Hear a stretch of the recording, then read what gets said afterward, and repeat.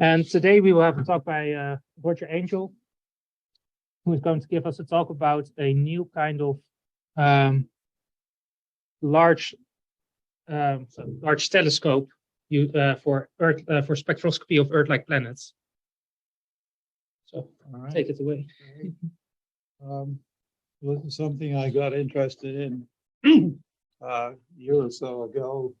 I think visiting CFA, and Mercedes Morales there was working on this problem of looking for oxygen A-band in exoplanets and how to do that better. And then last summer I got talking with Chad and we got serious about this. And also a couple of students from optical sciences, Joel Burks and Andrew Young, they've done fabulous work on the optical design, mechanical design. So we've, and Peter Gray, we brought in 6 months ago as project manager. And the greatest thing was we put in a proposal to the Schmidt Foundation at the end of last year. We've been working with actual funding to develop the hardware here.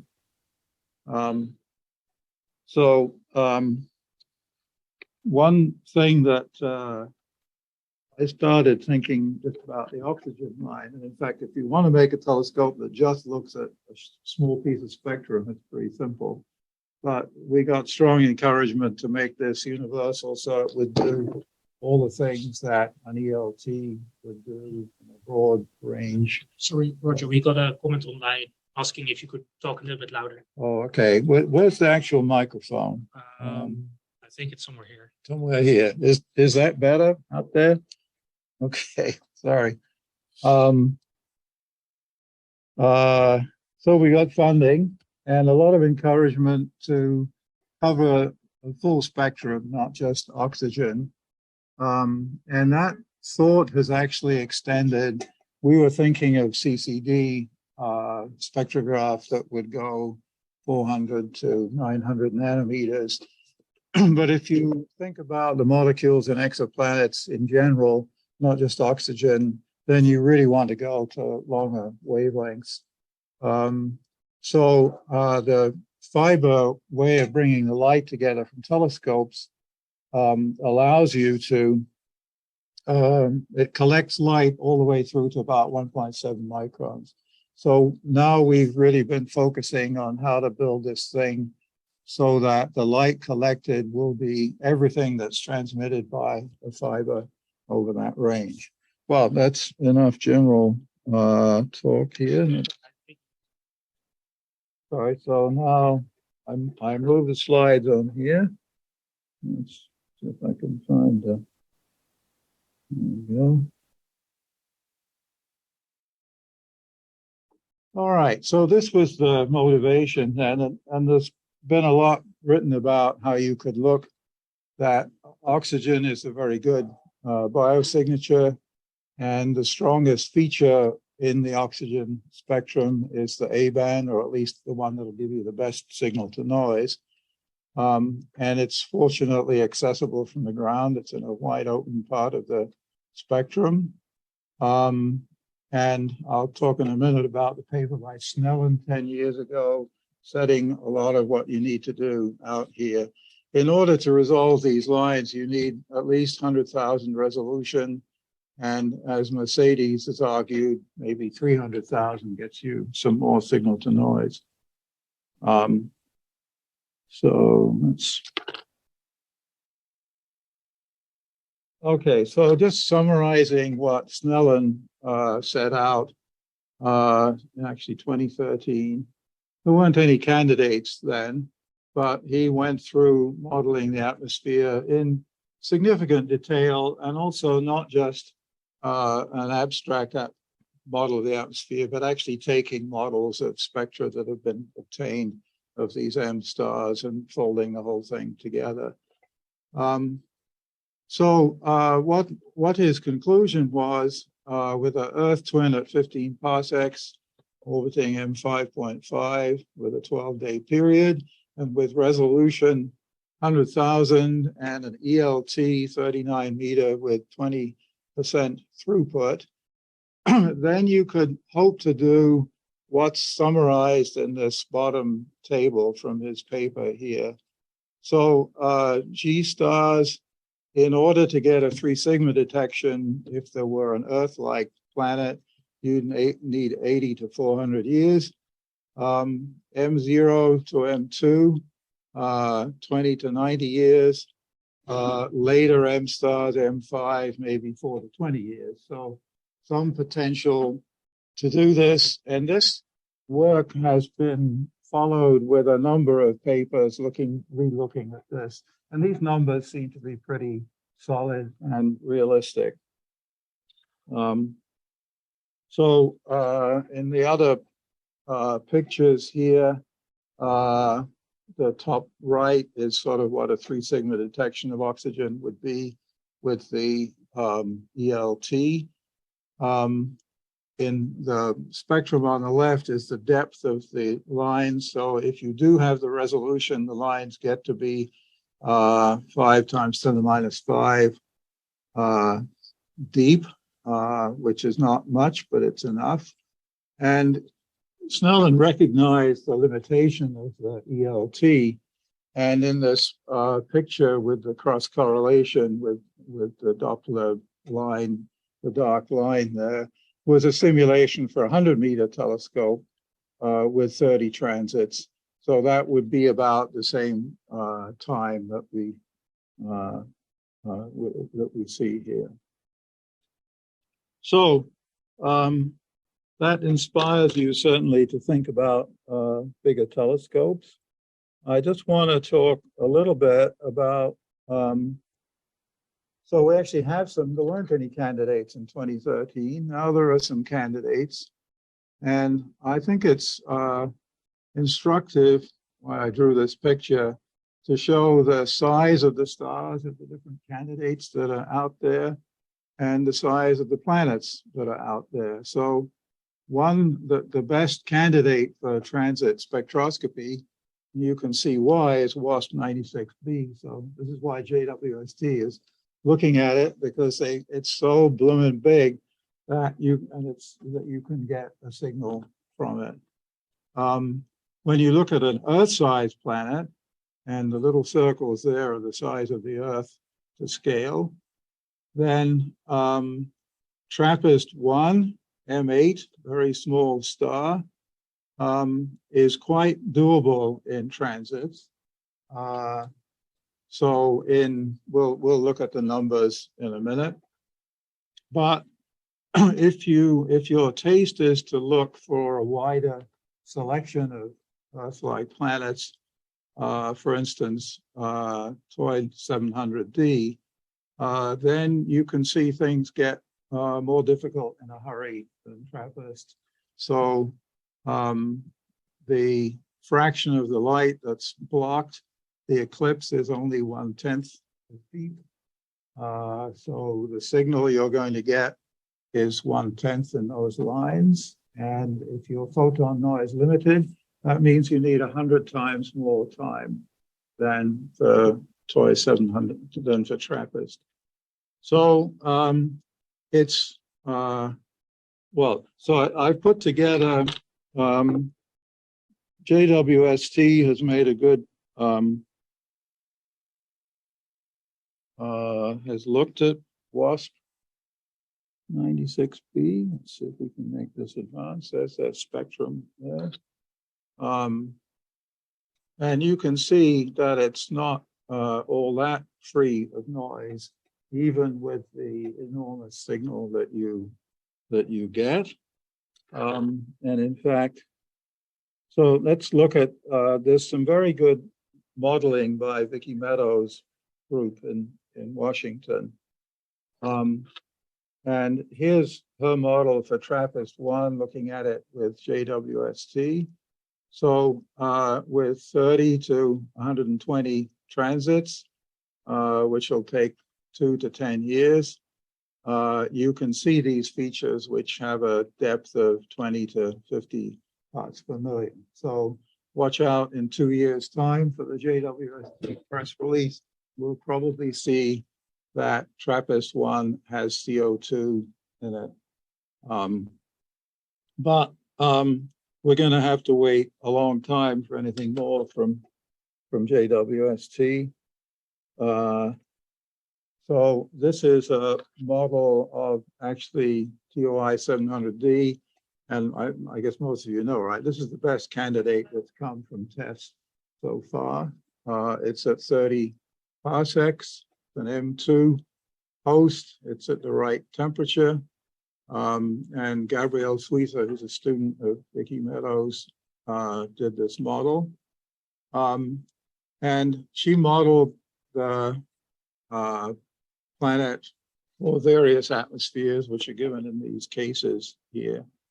And you can see that the carbon dioxide 4.4 micron feature that we just saw in WASP 39b at a depth of 1,000 parts per million.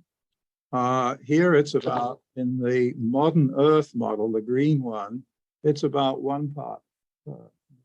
So the conclusion is you don't have a prayer with JWST, certainly in a modern Earth, to see what's going on, and even for the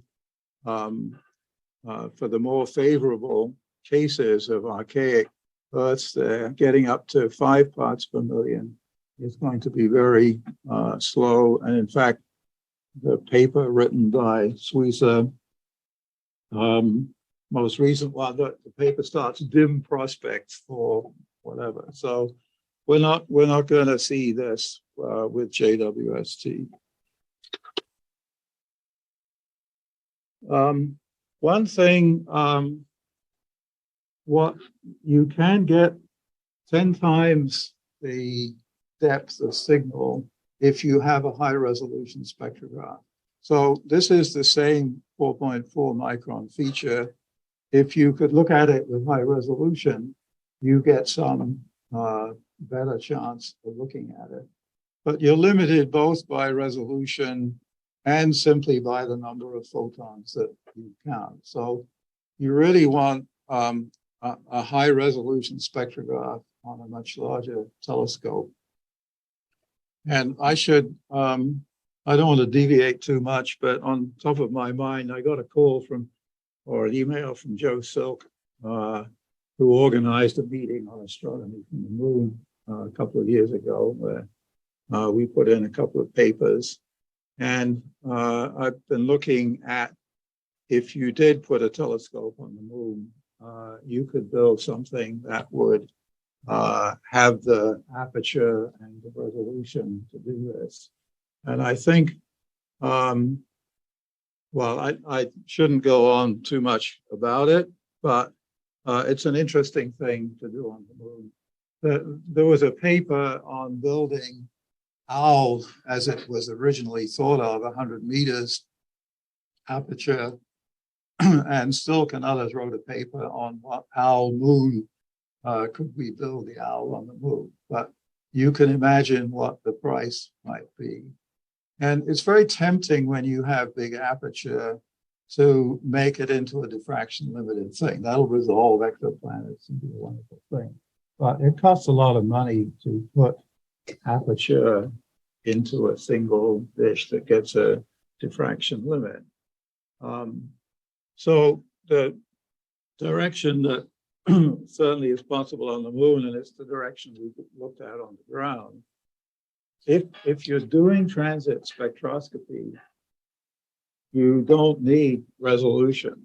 You just need a bucket load of photons in a form that you can stick into a spectrograph. So you can't be cavalier about imaging. The present cost of the spectrograph for ELT that gives 100,000 resolution, we're guessing is about $50 million. And we're projecting, and I'm getting ahead of myself, we'll talk about it, that we think we can get 1,000 square meter aperture of ELT for around the same price. So, and you only get you only get the price down to 50 million, or at least in ELT land. You have to have the light at around the 1 arcsecond size, because the size of the spectrograph scales with the seeing. So if you let the seeing go, things get very expensive very, very quickly. And one thing that about seeing and telescopes in the ground you have to worry about is that normally in astronomy, you wait for your target star to transit, so it's highest and the seeing is least. When you're looking at transits, they come when they come, and the star may be on the horizon. If you're lucky, it may be up high, but you're probably going to be into a domain of not the greatest seeing. On average, you'll be at 30 degrees above the horizon. So the seeing will be twice as bad as it normally is at the zenith. So seeing is a very, and cost of spectrograph is a significant issue. Sorry, I got ahead of myself, but okay, back to the ground. Where the goal, I think you can see, is to do something that's very significantly bigger than ELT if you really want to make some headway in this field. Our goal is 20,000 square meters. The ELT has an effective aperture of about 1,000 square meters. So we're talking 20 times ELT aperture. There's a working acronym. I'm not sure this is the final acronym, but ULTIMATE stands for Ultra Large Telescope to Identify Molecules in the Atmosphere of Transiting Exoplanets. So it's quite, the words sound okay. So in the bottom here on the left, I've taken the numbers from Snellen's paper for the different stellar types. And this is the time he set to put oxygen at 3 sigma. So if we go to 20 times the area and we allow ourselves to go to 30 parsecs, which is where TOI 700D is, then the times become what I've looked here. So for G stars, it's 16 to 80 years. For M0 to M2, TOI 700, it's 4 to 18. And for M4 to M6, it's 1 to 4. And for M8, which is TRAPPIST-1, it's very quick to do if we have 20,000 square meters. So at least we've got some science there. And we can hope that as time goes on, we're going to get some better samples than TOI 700D. I've tried to understand from the literature just how much more, if test goes on, for how much, or successive things come along, how many more TOI 700s are we going to get? Is it 5 more? I don't know. But it's not a whole lot more. It's not like we're going to be suddenly swamped with good targets at 5 parsecs. I don't think that's on the cards from where we are now. Okay, so ultimate, we're talking 20,000 square meters. It's 750 times more area than JWST, and it's 10 years, as I say here, for 3 sigma oxygen. You would like, as I said before, at this high resolution to get not just the CTD range, but to get the 1 to 1.7 micron range.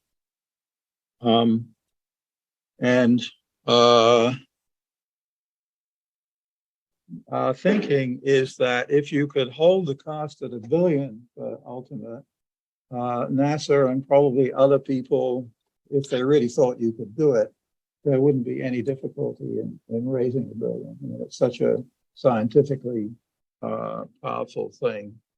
So we set that as a target. If you say 10 billion, then that's going to be harder. So at 1 billion for 20,000 square meters, that's about 1/40th of the ELT cost per square meter.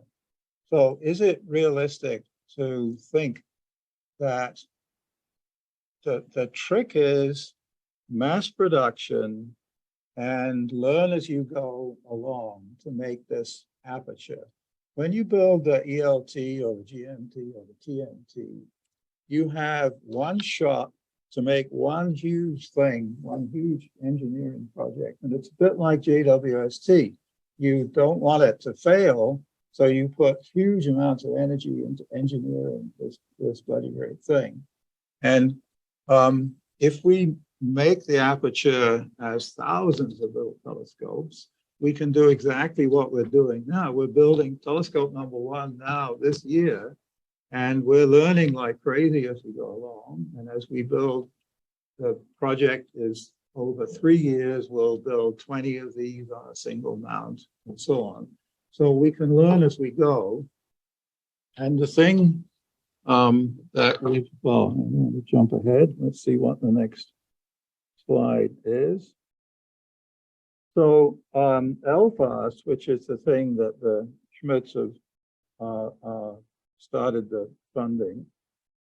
So we're targeting this low cost, and that means 60 million for ELT equivalent aperture. This year, we're on the first year of funding, and it will be built as a general purpose instrument. So with this very broad simultaneous spectral cover.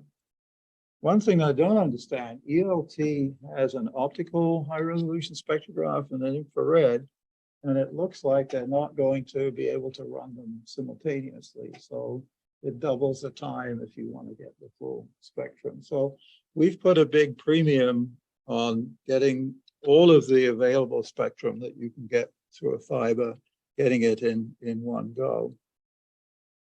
So the LFAST will use 2,600 small telescopes. It uses fibers to bring the light all to a single or to a pair of spectrographs at the center. We get this wide spectral range, and the size to some extent is limited by fiber transmission. If you make it 150 meters diameter for the array, then the fiber length is around 75 meters. And I think I've got a picture of that next. But anyway, this LFAST would be the first of what you would hope to make 16 of them to get the 20,000 square meters. So this is just a picture of what you can do through fused silica. So if you look at the blue curve there, which is a sort of compromise to get the broadest spectral range, you're at about, at 400 nanometers, you're about 30 dB per kilometer. So that's over 75 meters. It's a 40% loss of light. So it's still quite useful. At the red end, I think you're going to run into, well, both loss from absorption, but also thermal emissivity.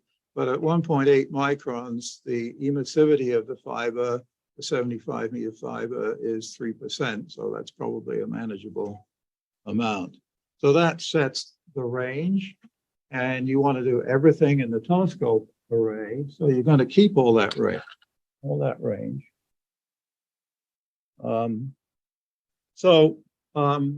In the other half of my life, and I sort of dropped out of astronomy 10 years ago because I thought it was more important to think about this planet rather than other planets. And it turns out there's this method of making electricity where you collect a lot of light by mirrors, focus it all to a tower. This is if you tune up the heliostats so that they actually focus an image of the sun on this black thing at the center, then you can get 800 C at the center, and you can heat particles, which you can store the heat. And the potential from Carnot efficiency and the other things that go in there is to make utility solar generation, which is 50% efficient, not 20% of PV panels, and in which the storage is in a box of black particles, not in a battery. And the black particles are much cheaper than batteries. So what I discover is that the national center, the NREL and Sandia, who make these things, they have no people who understand optics on their staff. So the thought that you could actually get a stronger focus by shaping the heliostat is totally alien to them. Anyway, I'm working on that, but it makes me think about heliostats. And this heliostat here, its cost per square meter is $150. And the target set by the DOE is $50 per square meter for heliostat. The cost of the ELT, 2 billion, let's say, for 1,000 square meters, is 2 million per square meter. And this is 150. Right? It's ridiculously cheaper to collect light in this way. Now, of course, this is ridiculously bad in its image blurring, but somewhere between how heliostats collect, in this case, a square kilometer of light and bring it to a focus. We want to bring 20,000 square meters to a focus, much less. But maybe there are things from heliostats that we can learn how to do it. And this is, if you get down in that field of heliostats, this is what it looks like. Each of these pedestals carries 100 square meters of back silvered glass reflector. Yeah, the cost, I've worked it out right here. It's 10,000 less per square meter than ELT. Well, can we borrow something and make our collecting thing a bit more like this?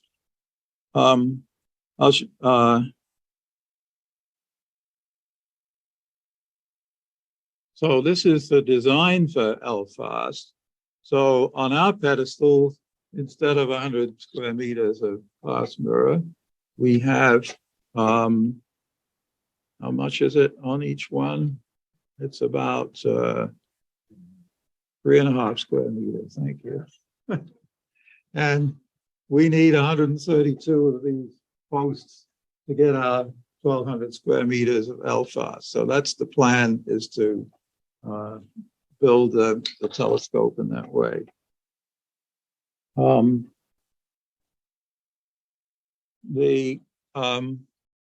You do want to get fairly low to the horizon if you're going to get all the transits that happen. So by putting these things 12 meters apart, you can get down to 23 degrees. So you get a bit more than half of all the sky. And the seeing is probably getting fairly bad down there. So that's probably as much. So that's the plan, is to put them 12 meters apart. And then the array of 132 of these posts then fits in the 75-meter radius. All right. So here's one wonderful thing we've discovered. So heliostats and other industrial things that require rotating of heavy parts use bearings that, as far as we can see, nearly all come from a company called Fang in China. So we bought two of these, are 17-inch bearings. They're rated at 1/10 of a degree accuracy, but we took the trouble to measure what the accuracy was of this worm drive here. And this plot here on the right shows what we were able to measure. We put gearbox and stepper motor and turned it at a slow rate. And we got a precision of, yeah, it says at the top, 0.06 arcseconds RMS accuracy. So we can buy the same bearings, or very similar to what was used in that field of heliostats you saw. We can use those bearings, and it looks like they have all the accuracy we need to carry those 20 mirror units. So that's extremely encouraging. So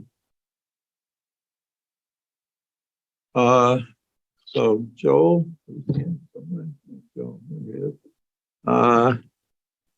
who's from optical sciences in Daewoo's group, but he's worked the telescope design. So what we want is a telescope that's cheap to make and will be achromatic at the sub-arcsecond level from 400 nanometers to 1700 nanometers.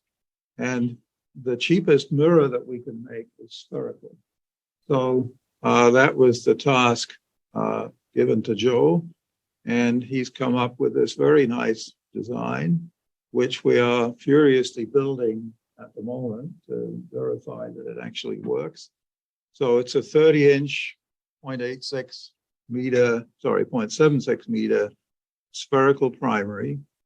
And then there are 4 spherical lenses and the prime focus corrector, which is shown in more detail in the lower picture there.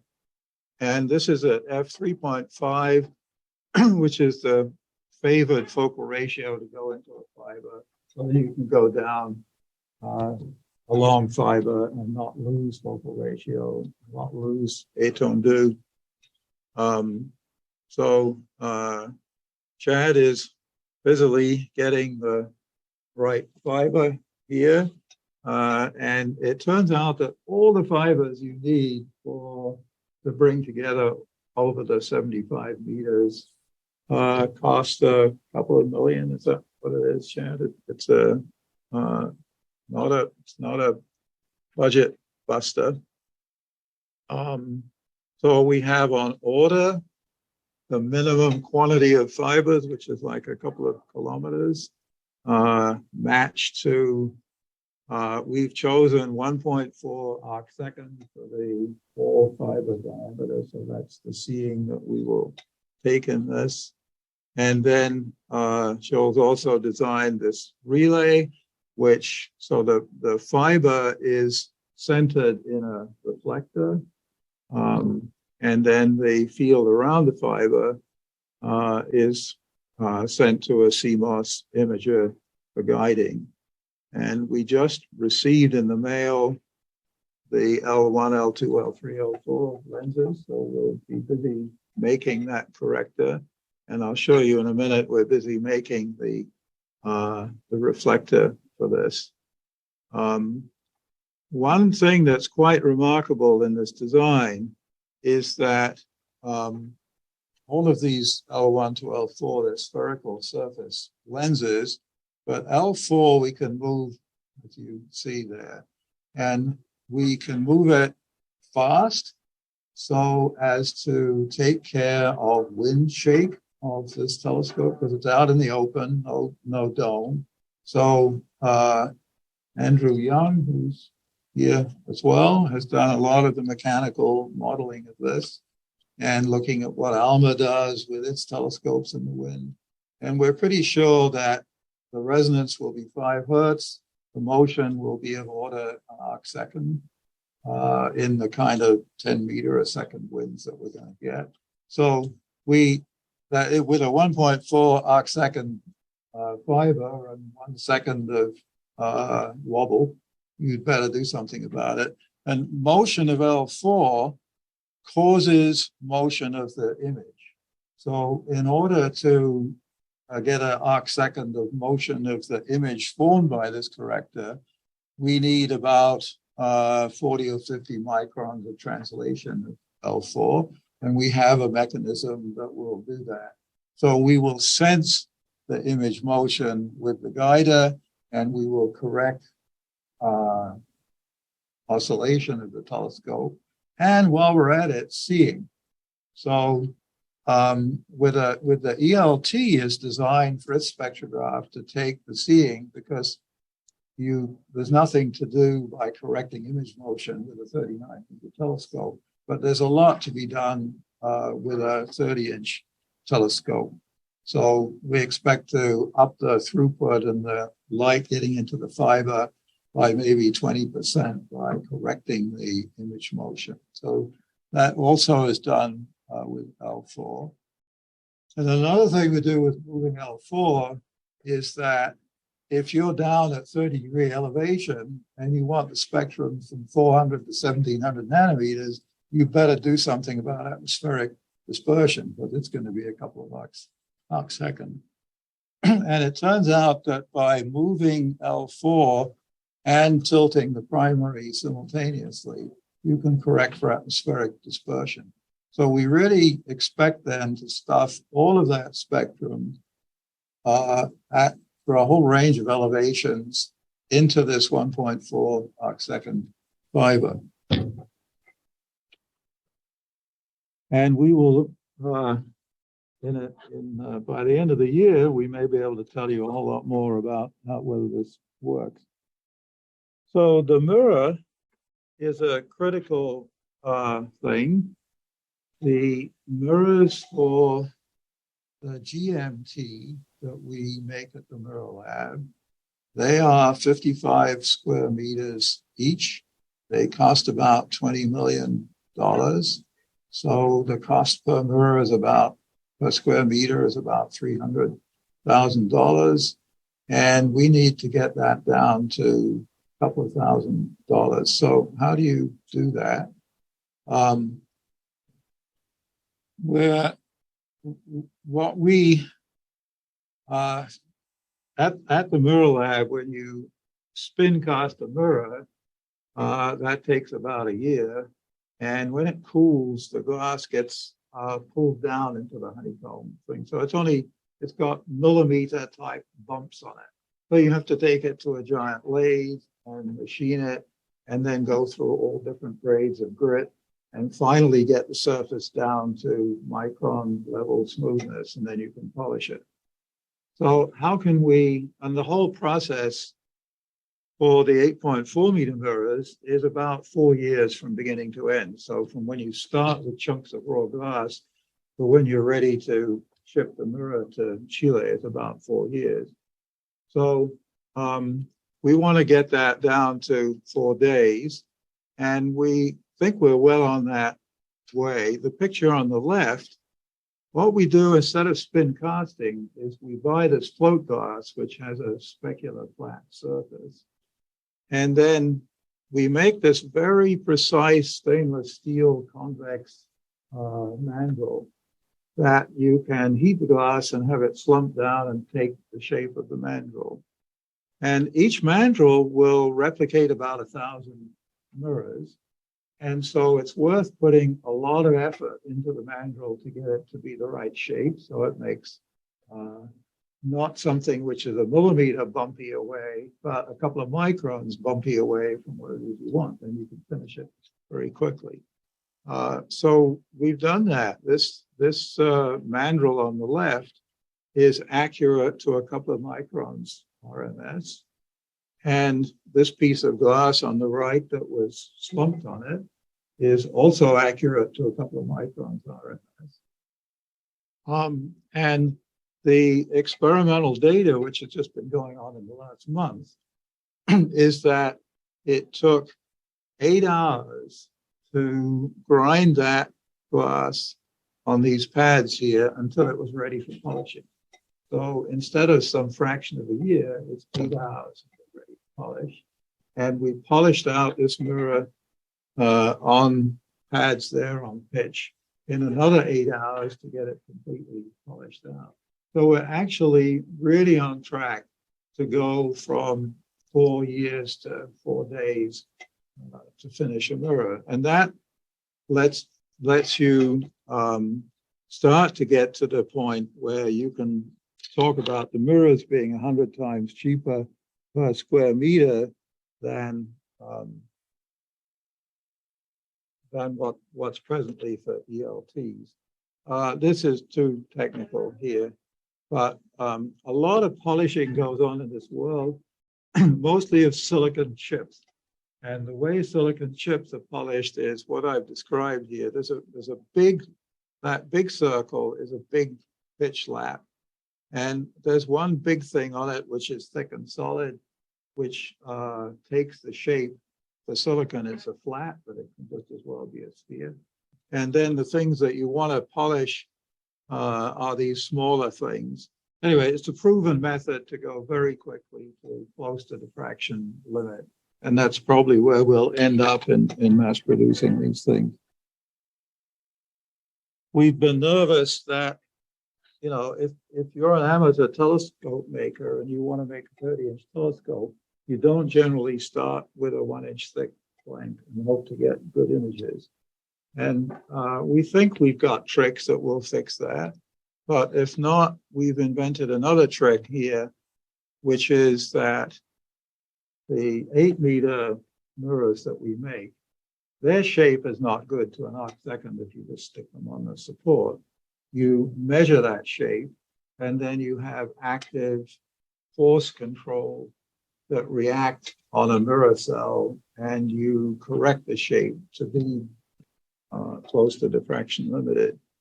That costs quite a lot of money to have the reaction body and the mechanical forces and the rest of it. So another way to control shape that has barely been explored is to heat gradients will, if you're not careful, mess up the shape, but you can use heat gradients to control the shape. And we've been doing that on a smaller scale with these Peltier thermoelectric devices. You can buy at $3 each, but you can buy 100 of them and still not pay very much. And then control the shape by controlling the amount of heat in it. So that looks like if we need it and the shape is not accurate enough, we're looking at thermal control to fix it. So what's going on now is we are in the process of building a 1-mirror telescope that will check the mirror assembly that goes into the array of 20 mirrors, and it will check the top end assembly, which holds the prime focus corrector and the fiber and the CMOS camera there. So that's coming along. All of those parts are coming along quite well. And we hope before the end of the year to make this, test it on the ground here at the Tech Park, and then take it to the MMT site. And we have permission to put this stand to the west of the MMT, and the wind comes from the west. So we expect to be in a site of better than arcsecond seeing, and we'll be able to tell what the fundamental limit of the telescope is. So another thing that we spent some time thinking about is so you've collected all the light over this nice broad wavelength range, and it's now going down 2,640 fibers. Now you want to get that light into a spectrograph. And so there's a lesson from ELT. ELT takes the light from 800 mirrors, I think it is, forms a single image. And at that single image, at the focus of the ELT, they put a bundle of 96 fibers, which is like this picture in the top there. And they changed the focal ratio to f3.5, which is the same thing we're using. So the light goes down the fiber. And then at the spectrograph, they arrange all 96 fibers in a line and put the same lenses to turn it back to f20 again. So it's not like bringing light to a spectrograph slit with fibers is something innovative and new. This is what lots of telescopes do and what the ELT does. So that's 1 by 96, and we have 2,000. So what we can do there is instead of, we can put them in the same 100-to-1 aspect ratio, but we put them in a 5 by 500 array of fibers. The light comes out at f3.5 in this bottom left picture. And we've designed an apochromat lens, which is one better than achromat, and it allows you to focus the entire wavelength range. And what happens is that each lens forms a distant image of the 18-micron fiber. and we pile all those images on top of each other. And this is a picture here. This is the pile of 2,600 images. So there's a single image of the fiber core, but it's now piled up with 260 of them. And that becomes the pupil for the spectrographs as a telecentric lens. And then we form a slit, 100-to-1 aspect ratio. It's now 0.5 millimeter by 40 millimeters. And that's exactly what the ELT high-res spectrograph slit needs to look like. So we could make an exact clone of high-res and stick it at this focus, and we would have a resolution 150,000 spectrograph.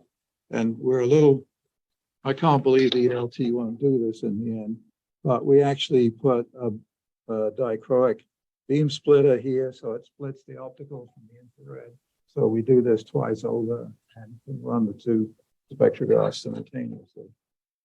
So there's a thing called étendue, which you have to preserve or the spectrograph gets big, and this mechanism does that. So we should be okay.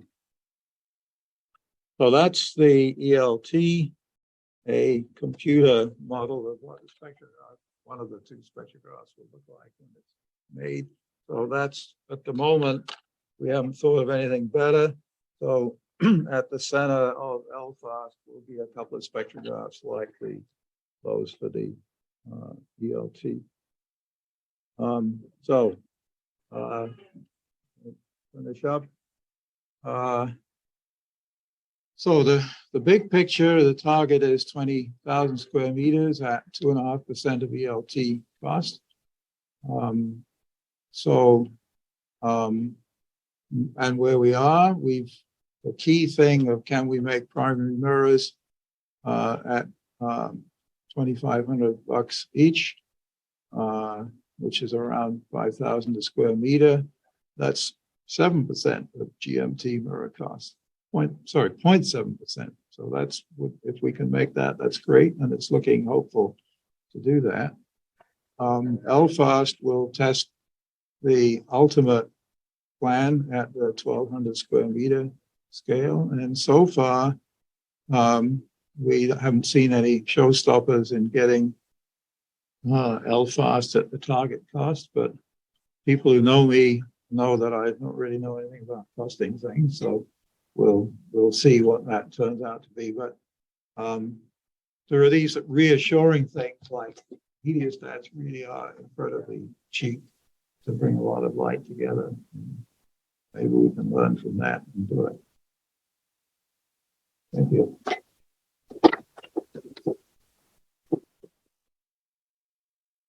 Okay, are there any questions either online or in the audience? Yes? Sorry, I have two questions that I happen to be able to use. The first question is, we clearly have a long time to build up a signal from a particular star. The question is related to that. The first one is, given the program of transits, how many stars can you actually monitor? What would the observing program look like? Depends how many. So before you answer, we will repeat the question so that the online people can also hear it. So the question is, like, how many objects can we actually image with current setup, right? Yeah, I think certainly at the ELT scale, 90% plus of the time is used for something else, right? Because there just aren't the transits to see. I don't think we know how many objects that will be within range they're going to be, but I would be very happy if the thing is 50% busy looking at transits, right? That would be a lot of.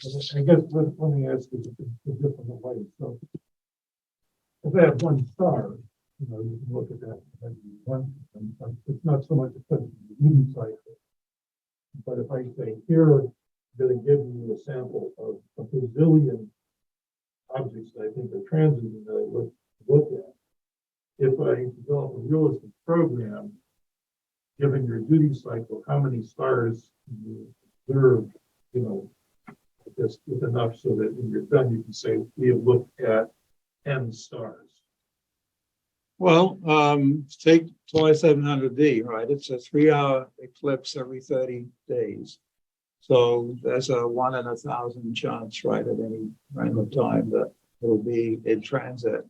So I would think you could have this is not the discovery of, this is the refined end product, which says, we think this has a chance of being interesting.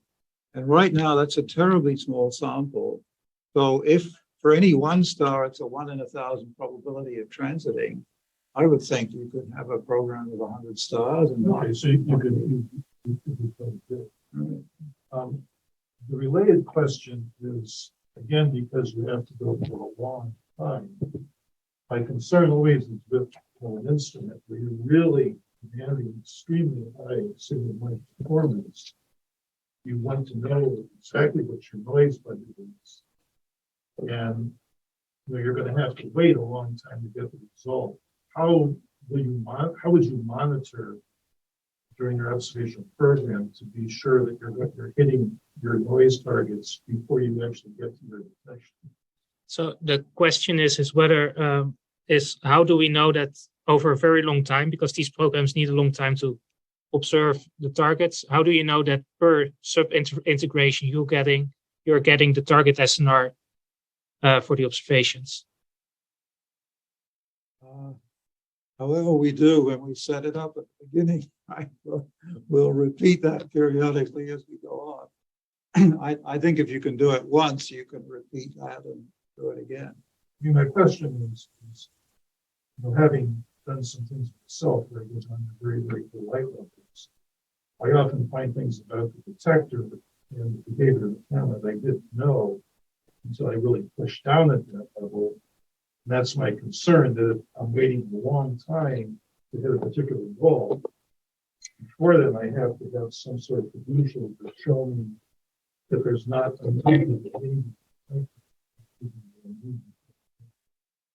Well, I think you'll see noise, right? If there is noise more than you thought, that's something you'll see right away, and you'll have to go chasing down what did. These models are quite sophisticated, and they're not just assuming a smooth spectrum. There's a lot in. Okay, so we have a couple more questions. So we also have online questions. There's one from Eric Hagel. Will LFAST also be useful for high precision Doppler RV monitoring as well? Well, that's something. Chad's shaking his head. We are the same kind of tricks that you want to get very good photometry, but you have to get this, down towards parts per million. So you can't be cavalier about the things that mess up RV are likely to mess up your photometry as well. So in the spectrograph, we're looking at a homogenized. So after the slit, not a fiber, but a total internal reflection plate we're looking at. So the kind of tricks that we're looking at may do something for RV, but obviously we're not going to drive the spectrograph in ways that would allow RV but increase the cost a lot. It has a different job, right? It's after RV transit discovery have done their job, we're looking at the spectrum. There's another component of that as well, which is that the giant telescopes are not all that well scoped for the most precise RVs on solar type stars. We have lots of photons. We need 4 to 8 meter class telescopes for those. You get into the giant telescope regime, you have way too many photons to observe the star on a duty cycle that allows you to compensate for P modes and other things. You want a 5-minute, integration minimum. And so going to a huge telescope that allows you to get the signal noise you need in 10 seconds doesn't actually buy you this use too big a telescope. So this is, I think, one of the reasons that we're seeing a lot of the precision RV spectrographs settle on 4 to 8 meter class telescopes. They're building them for GMT as well, because it's going to be a small component of the telescope. What you just said is, that's what I understand, is you're saying that if I have walking post, I still have to wait. Yep. For a certain time, so I can't cheat. You can't, that's right. Okay. I think there are more questions, but I don't think we have time for that because there's another group waiting to use this room. So I thank everyone for joining the meeting today. And we will see you all next week on Monday again. Thank you.